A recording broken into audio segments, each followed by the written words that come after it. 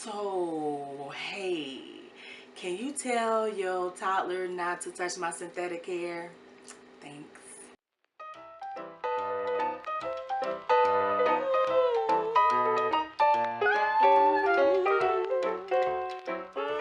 Hey everybody, it's Tiffany, aka Old School Heart, if you are watching this on YouTube.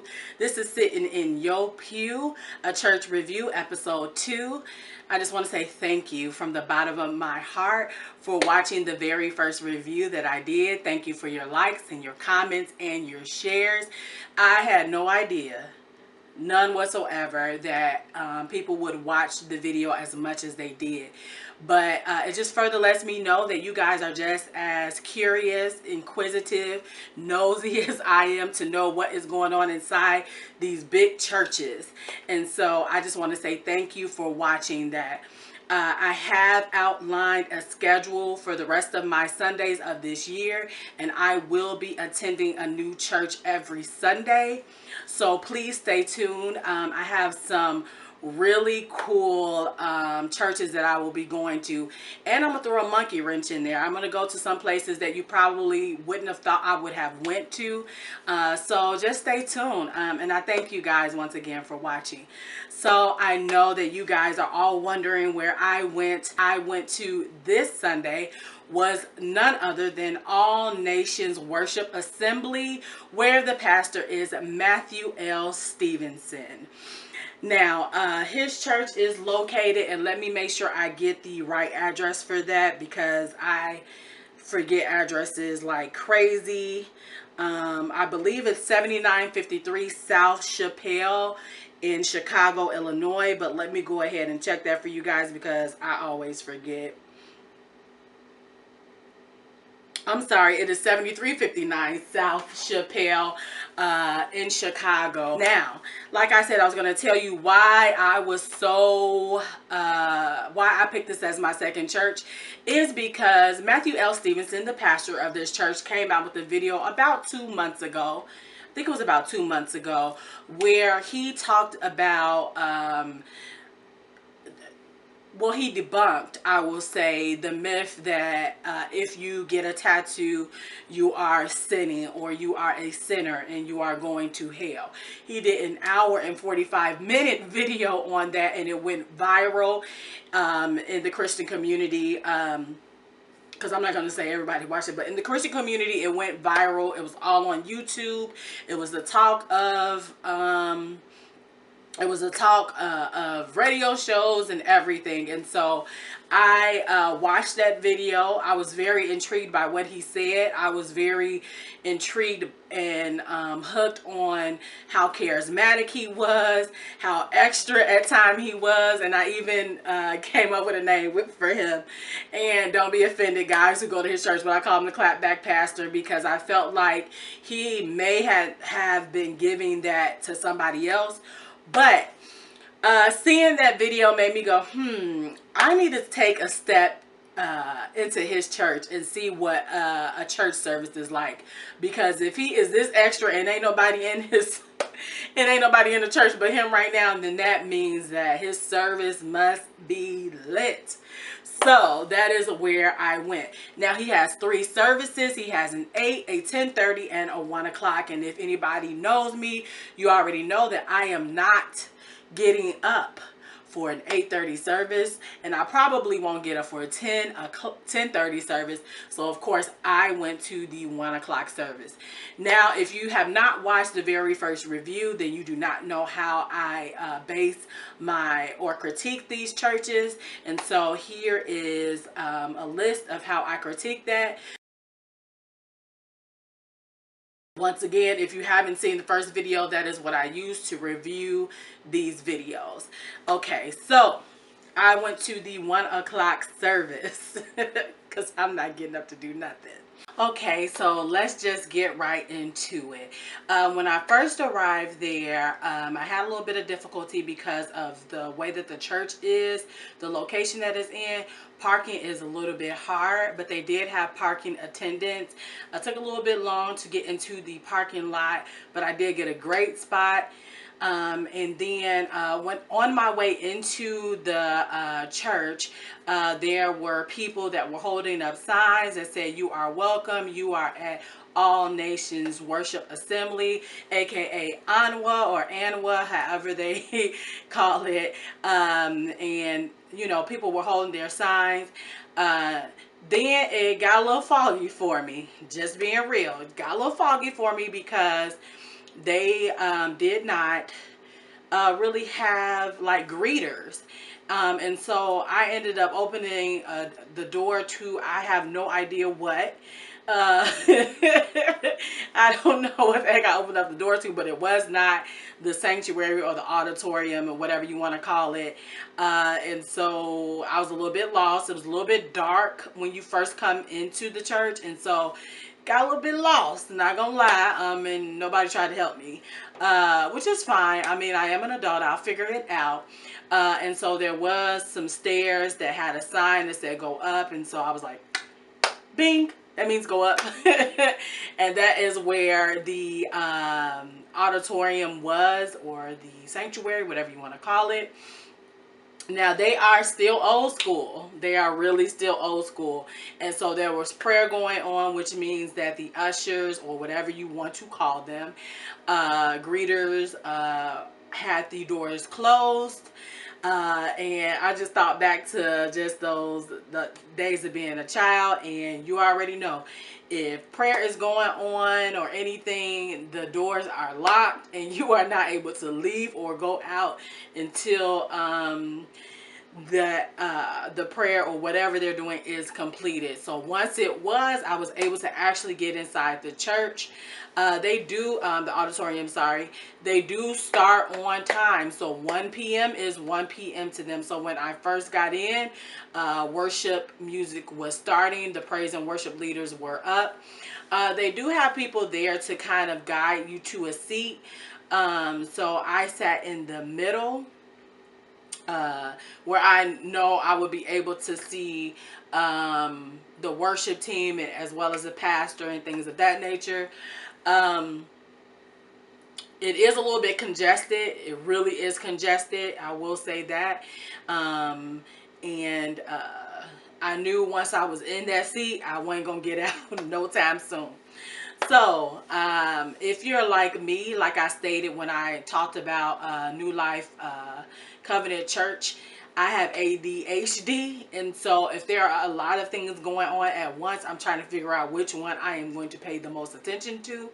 So their praise and worship was much like New Life Covenant, which means that this must be something new and popular that is going on. So while the praise and worship was going on, there was lyrics that you could read up on each side of the wall, like I stated at New Life. And then there were praise dancers located to the left of the praise and worship team. So it took me a minute because I'm trying to figure out, and there was flashing lights, which I love lights. I love all of that, but it was just like a lot going on. So I was trying to figure out what I was going to pay attention to. But once I peeped the lyrics, once I peeped the worship team, once I peeped how everybody was still kind of coming in, and the praise dancers, I tuned everybody out and I got to worship. Worship was amazing. Sung one of my favorite songs by Ty Tribbett, so I loved it. It went by really, really quickly, though. I will say that it went by really Matthew really Stevens quickly. Actually, the pastor actually comes up, and he when he first came up, what surprised me the most was, I'm thinking he has, every pastor has an itinerary. They may go over announcements or things like that. This man basically told somebody that was a part of the congregation, he gave that person a prophetic message. And he was like, I'm sorry, I have to give this to this person. And basically pointed them out, let them know what God was going to do for their future. And then he went back to basically saying what he was going to say, which is getting back to some of the upcoming events that he had. But he stopped once again and went back into the prophesizing for somebody in the congregation. I believe he did that for like 3 or 4 people before he went into the announcements. And then we have number 3, which is the actual message.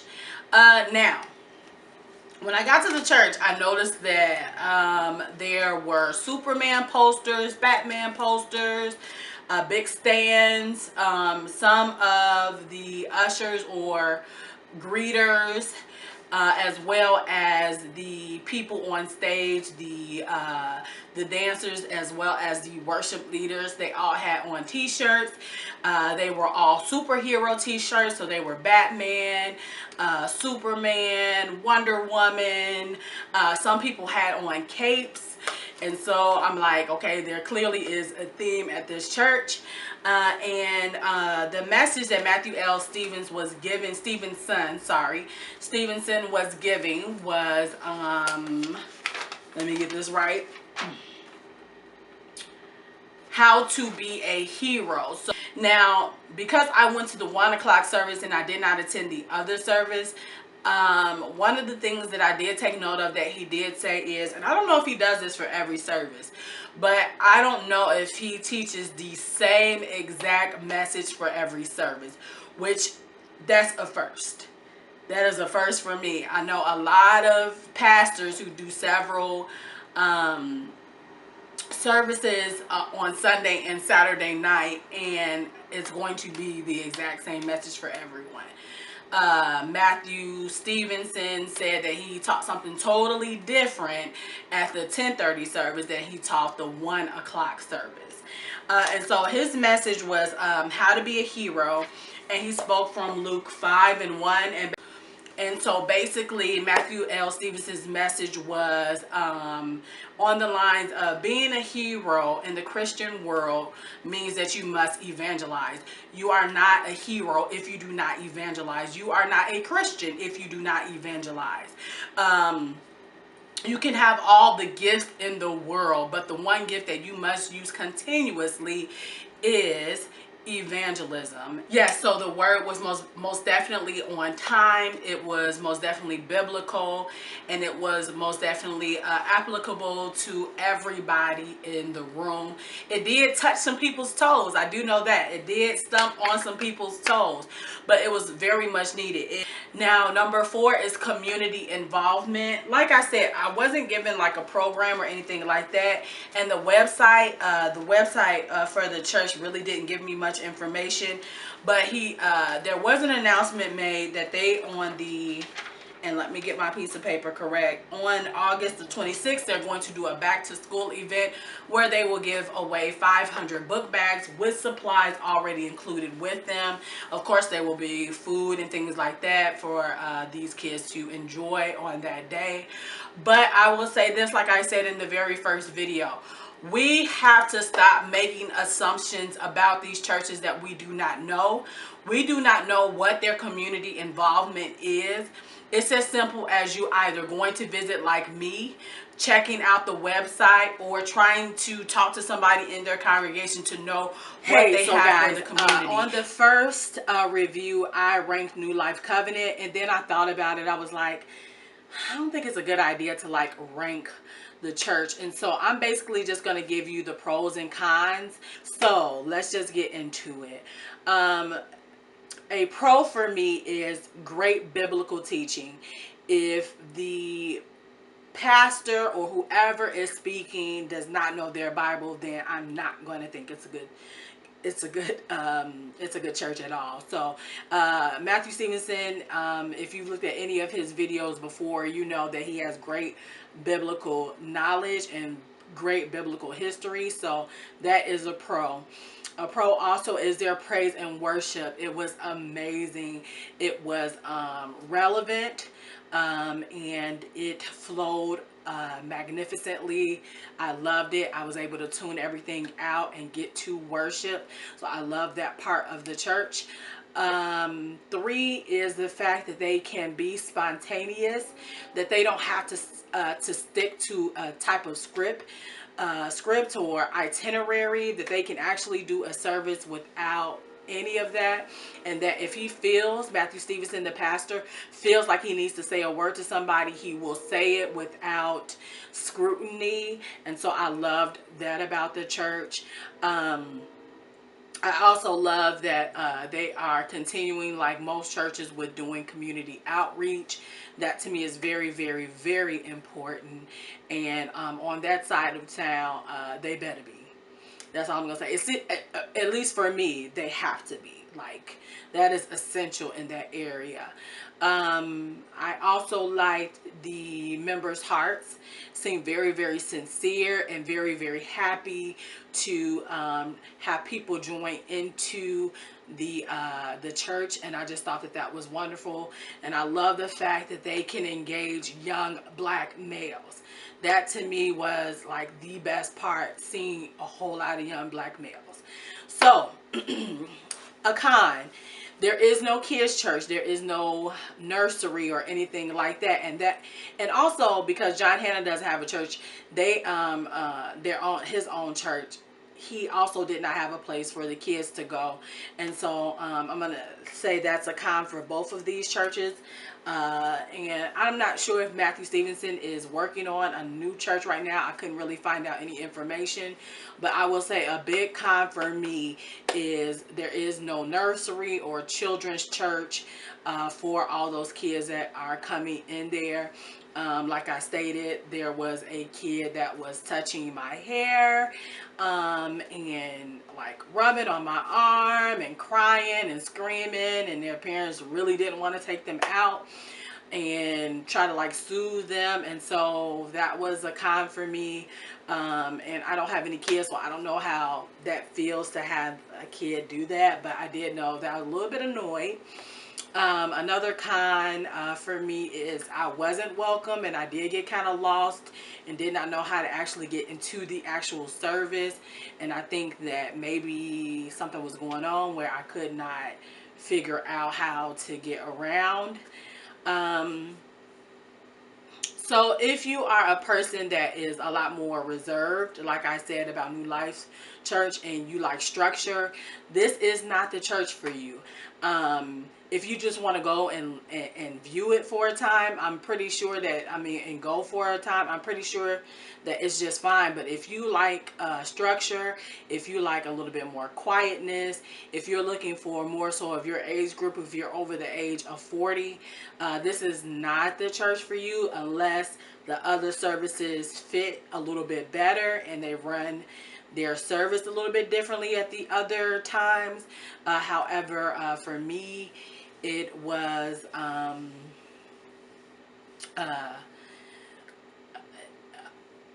not for me, but for someone who is a little bit more reclusive, that church is like a little too much. Also, if you are looking for an intimate setting, that is the church that you would want to go to, because they do have, I think, life groups and different types of groups that you can go to so that you can connect with other members of the church. So if you are somebody who likes to be in and out of church and you don't want any type of intimate experience, you can flow through that church, but it's going to be quite hard, because Matthew L. Stevenson knows his members and his members know each other. So if you're looking to get in and out of a service, this is not the one for you. So I see why everybody is flocking to this church, because Matthew Stevenson has a great personality. He's very raw and uncut. He is in with the times. Most definitely knows what's going on. Most definitely knows his members as well. And they seem very, very family oriented. And it seems like a really, really loving church. Sorry about that timer. Seems like a really, really loving church. And so I completely enjoyed my time there. And I just prayed the best for that church. Like I said, if you are looking for something a little bit more quiet, if you like a little bit more structure, if you don't want intimacy at all, this is not the church for you. You can go somewhere else, and I'm just being honest, you can go somewhere else. And you will probably fit in a lot more. Now, I do have, next week I will be at another church. And I'm excited about this one. This one is going to be something different, but you will still most definitely be intrigued.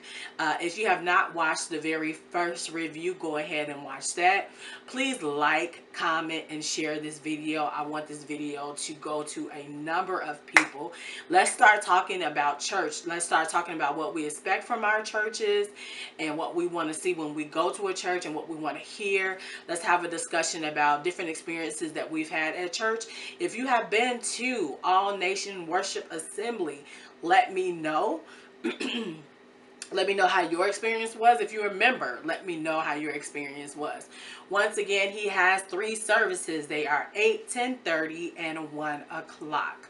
And they are located on the south side of Chicago. I will leave their information in the description box so that you can take a look at that.